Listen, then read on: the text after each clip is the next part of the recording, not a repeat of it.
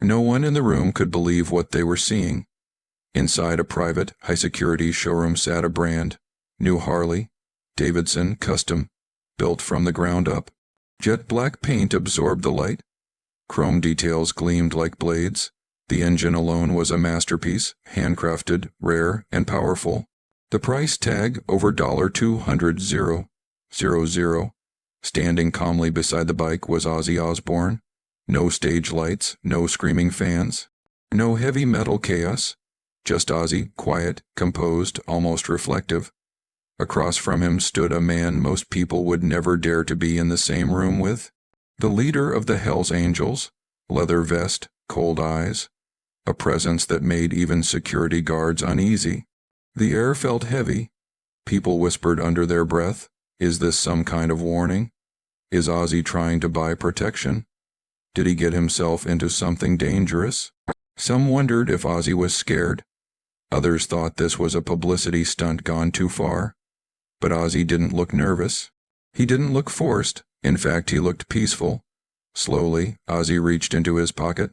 Not for a phone. Not for a contract.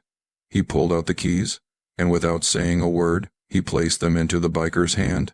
The room froze. A rock legend, a notorious outlaw leader, a $200,000 machine changing owners in silence. No cameras, no press release, no announcement, just one quiet moment. Ozzy finally spoke. "This isn't about money," he said calmly. The biker looked at him, confused. "And it's definitely not about fear." Ozzy stepped back, letting the meaning sink in. Because this Harley wasn't a gift meant to impress. It wasn't a bribe. It wasn't even generosity. It was repayment. A debt owed from a moment in Ozzy's life when fame meant nothing, and survival meant everything. A moment the world never knew about. And the reason behind this shocking gift would change how people saw Ozzy Osbourne forever. What the world never knew about Ozzy and the Hells Angels is about to change how you see him forever. Years earlier, long before the world watched Ozzy Osbourne hand over the keys to a $200,000 Harley, Ozzy was at his lowest point. Not financially, but spiritually. The tours had drained him. The noise never stopped. The applause no longer meant anything. The media had turned cruel. Headlines called him washed up, a relic, a warning story. Some said the Prince of Darkness had finally burned out. That night, Ozzy was driving alone after a brutal stretch of shows. No bodyguards, no entourage, no managers screaming into phones, just him and the road. Miles from the nearest city, his car sputtered, then died. Silence swallowed the highway. No streetlights, no passing traffic, no cell signal. Ozzy sat there, hands on the steering wheel, staring through the windshield. Not angry, not scared, just tired. That's when he heard it. A distant rumble, low, heavy, growing louder, engines, not one, many. Headlights appeared in the darkness, cutting through the night like knives. Within seconds, the road around him filled with motorcycles. They stopped in a loose circle around the car. Hells Angels, leather vests, club patches, faces half hidden beneath helmets. The air changed instantly, thick with uncertainty. Anyone else would have panicked. Anyone else would have tried to run. Ozzy didn't move. He stepped out of the car slowly, hands visible, not to show fear but honesty. One rider dismounted and walked toward him. The leader. He looked Ozzy up and down, then smirked. "Well, I'll be damned," he said. "The Prince of Darkness." He paused, then added with a dry grin. "You look worse than your music." A few riders chuckled. The moment balanced on a knife's edge. This could have gone bad, very bad. No witnesses, no cameras, no help coming. But Ozzy did something no one expected. He laughed, not nervously, not defensively, a real laugh. "Yeah," Ozzy said, rubbing his face. "Life hits harder than any guitar riff." That honesty caught them off guard. The leader tilted his head, studying him. No ego, no attitude, no rock star act. Just a broken man standing on a dark highway. And in that moment the tension shifted. Because out there, away from fame, away from judgment, they weren't legends or outlaws. They were just men. And that was only the beginning of a night Ozzy would never forget. Ozzy Osbourne didn't act like a rock god. He didn't remind them who he was, didn't mention soul, without stadiums, didn't drop names or flex money. He stood there on the side of a dark highway like any other tired man whose world had finally slowed down. And then he laughed not loudly, not to impress, just a tired, honest laugh. Yeah, Ozzy said, shaking his head. Life hits harder than any guitar. That one sentence changed everything. The leader of the Hells Angels studied him closely now, not as a celebrity, not as a myth, but as a man. The laughter spread. A few riders relaxed. Helmets came off. The tension that had wrapped itself around the night slowly loosened its grip. Someone passed Ozzy a bottle of water. Another offered him food from a saddlebag. No one asked for autographs. No one pulled out a phone. This wasn't that kind of moment. They talked, not about music, not about fame, about long roads, broken families, bad choices, surviving when the world expects you to fail. Ozzy listened more than he spoke. For the first time in a long while, he wasn't being judged. He wasn't being mocked by tabloids or dissected by critics. Out there, under the open sky, he was just another man who had taken a few too many hits and was still standing. The leader eventually motioned toward Ozzy's dead car. Let's take a look. A few riders knelt by the engine. Flashlights flicked on.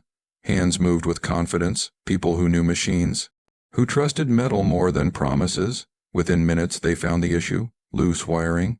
Easy fix. As they worked, someone cracked jokes. Another shared stories from the road. Ozzy smiled, a real smile, not the forced grin he wore on red carpets. The car roared back to life. Ozzy let out a breath he didn't realize he was holding. He reached into his pocket. I should pay you. The leader raised a hand, stopping him. No. The word wasn't aggressive. It was final. Out here. The leader said, locking eyes with Ozzy, respect is currency. Ozzy nodded, and you earned it. The man continued by being real. That sentence etched itself into Ozzy's memory, because respect given freely without expectation hits harder than applause. Ozzy shook hands with every rider.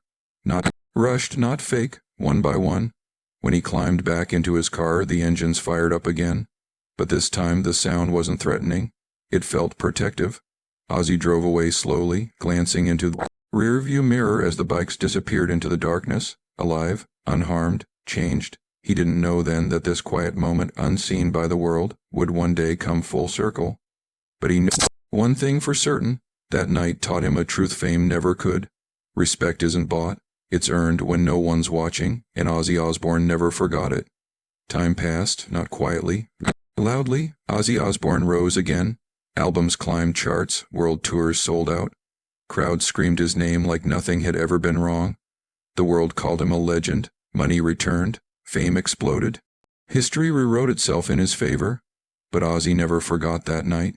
Not the cold highway, not the dead car, not the circle of motorcycles in the dark, and definitely not the words that stayed with him longer than any headline. Out here, respect is currency. Years later, Ozzy sat alone in a quiet room, scrolling through messages he normally ignored. Industry gossip, concert offers, noise. Then one message stopped him. It wasn't dramatic. It wasn't emotional. Just a simple update passed quietly through someone who knew someone.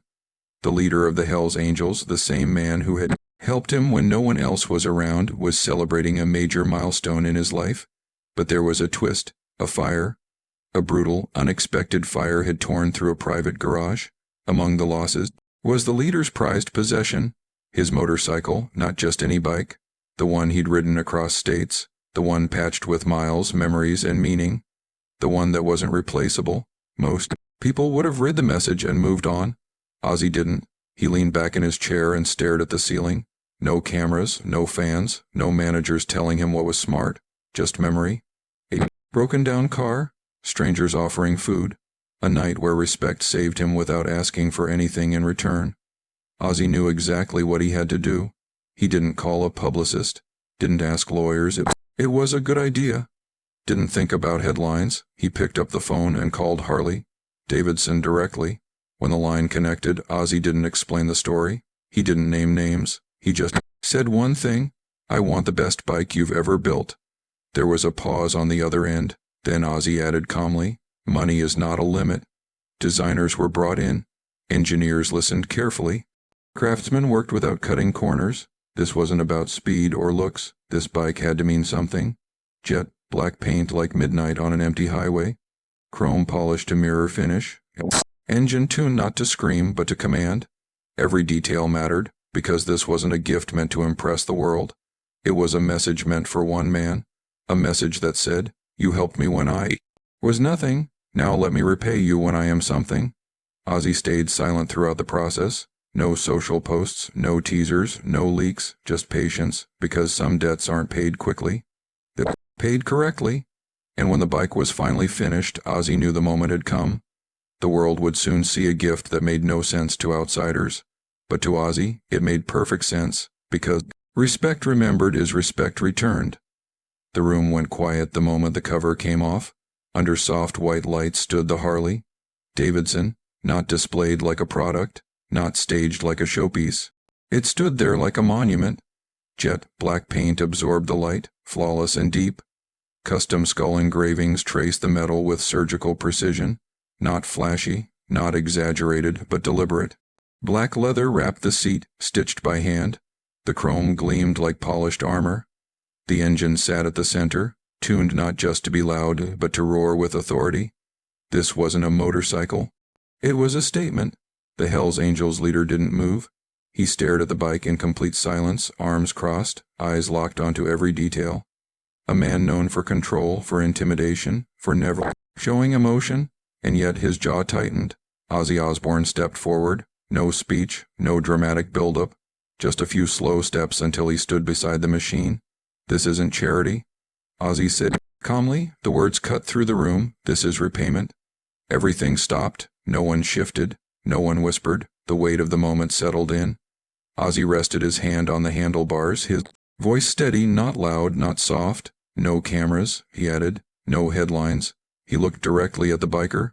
"Just respect paid back." The leader finally exhaled. He walked closer, circling the bike. Slowly, fingers brushed the tank. He crouched to inspect the engine. Every movement was careful, almost reverent. This wasn't about the price, it was about the memory. He straightened up and looked at Ozzy. "You remembered?" he said quietly. Ozzy nodded. "I always do." For a long moment nothing else was said. No cheers, no applause, just understanding. The leader extended his hand. Ozzy took it. The handshake wasn't for show, it was firm, unspoken, final. Outside the room, engines from nearby bikes echoed faintly. The Harley was rolled forward. Keys changed hands. A debt that had waited years was finally settled. And still Ozzy didn't stay. He didn't pose for photos, didn't wait for reactions. He turned and walked away the same way he'd walked in. Because repayment doesn't need audience, but the story didn't stay private. Someone always talks, someone always records, and when word leaked that Ozzy Osbourne had gifted $100,000 Harley-Davidson to the leader of the Hells Angels, the world exploded. Questions flooded in, outrage, confusion, judgment. People asked why, but they didn't know the truth, not yet. And when the internet finally caught on to what that bike really meant, everything changed. The story wasn't supposed to get out, but stories like this never stay quiet. All it took was one whisper, one screenshot, one message passed to the wrong person. Within hours, the internet caught fire. Headlines screamed across screens. Why did Ozzy Osbourne give $200,000 Harley to the Hells Angels? Prince of Darkness linked to outlaw biker gang. Ozzy Osbourne's most controversial gift ever. Social media erupted. People argued fiercely. Some accused Ozzy of glorifying crime. Others demanded explanations. Critics called it reckless, dangerous, irresponsible. Comment sections turned toxic. How could he support them? This crosses a line. Ozzy's finally lost it. Even fans were confused. They loved Ozzy, but this didn't fit the image they thought they knew. News channels speculated wildly. Pundits talked over each other. No one had the full story, but everyone had an opinion. Ozzy watched it all in silence. No interviews, no damage control, no PR statements. He didn't argue, because explaining loyalty to people who have never needed it is pointless. Finally, after days of noise, Ozzy posted a single sentence. No caption, no context, just one line. Loyalty matters more than labels. That was it. No hashtags, no clarification, and somehow everything stopped. People reread it, then reread it again. The argument slowed, the outrage softened, because the sentence hit deeper than controversy. It wasn't defensive, it wasn't arrogant, it was honest. Those who understood loyalty nodded quietly. Those who didn't stayed silent. Some fans began connecting the dots. Stories resurfaced, old interviews, moments where Ozzy spoke about gratitude, survival, and remembering who stood by you when nothing else did. The narrative shifted. This wasn't about gangs. People realized this was about paying a debt. Ozzy never added another word. He didn't need to, because sometimes one sentence tells the truth louder than 1,000 explanations, and the world slowly began to see the gift for what it really was, not endorsement, not rebellion, not spectacle, but respect returned without apology, and that realization paved the way for the final lesson. Ozzy would leave behind. Ozzy Osbourne never defended gangs. He never glorified violence. He never asked anyone to admire outlaw life. That was never the point. What Ozzy honored was something far simpler and far rarer: human decency. In a world obsessed with labels, headlines, and sides, Ozzy chose to remember a moment when none of that mattered. A broken-down car, a dark highway, stranger who didn't ask for anything in return. When you're at your lowest, Ozzy once said, you never forget who treated you like a human. That night, years ago, fame meant nothing. Money meant nothing. Reputation meant nothing. Only respect did, and respect was given freely, without cameras, without expectations, without conditions. That's why the Harley-Davidson was never really a gift. It wasn't about price tags or shock value. It wasn't about rebellion or controversy. It was a reminder that character is revealed when no one is watching, a reminder that loyalty doesn't expire with time, a reminder that debts of respect don't demand applause. Ozzy could have written a check. He could have sent a quiet thank you. He could have ignored the past completely. Most people would have, but Ozzy understood something deeper. Respect given quietly comes back louder than fame. The world may remember the headlines, the internet may argue forever, but the truth lives in the moment. That never needed witnesses. A man helped another man when it mattered. Years later, that help was honored. No speeches, no excuses, no regrets, just loyalty returned. And that is why this story isn't about a motorcycle. It's about remembering who stood with you when the world had already turned its back. If you believe respect should always be repaid, type loyalty in the comments. Backhand index pointing right. Subscribe for more shocking stories that reveal the real side of legends.